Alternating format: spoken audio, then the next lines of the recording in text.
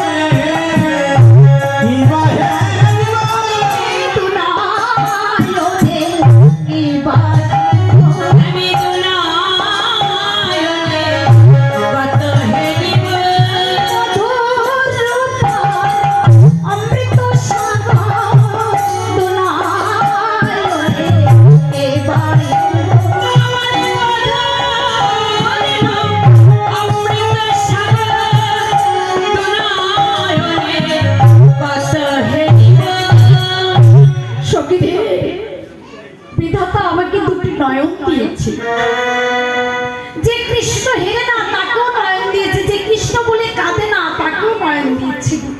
তাই তো এই জগতে আছে না আমি ভগবান বলে এই জগতের বুকে কেউ আছে আমি মানি না। ভগবান বলতে এই জগতে আছে আমি মানি না, ভগবান ভগবান মানি না বলে এমনও মানুষ আছে জীবনে কোনোদিন হরি নাম করেনি, জীবনে কোনোদিন কৃষ্ণ নাম করেনি, এমনও মানুষ আছে শুধু আমার আমার করেছে করছে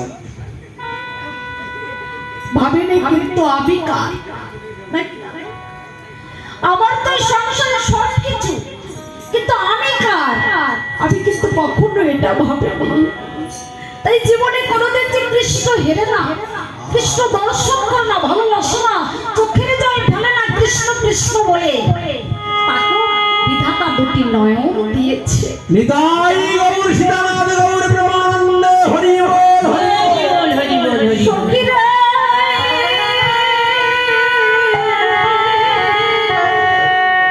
সখীরে আমাকেও দুটি নয়ন দিয়েছে। সখী ওই গৌতম ঋষি দেবরাজ ইন্দ্রকে অভিশাপ দিয়েছিল, জানেন মা মায়েরা কেন অভিশাপ দিয়েছিল? দেবরাজ ইন্দ্রকে অভিশাপ দিয়েছিল গৌতম ঋষি গুরু পত্নীর পরে লালসা করতে গিয়েছিল, তাই অভিশাপ দিয়েছিল দেবরাজ ইন্দ্রকে।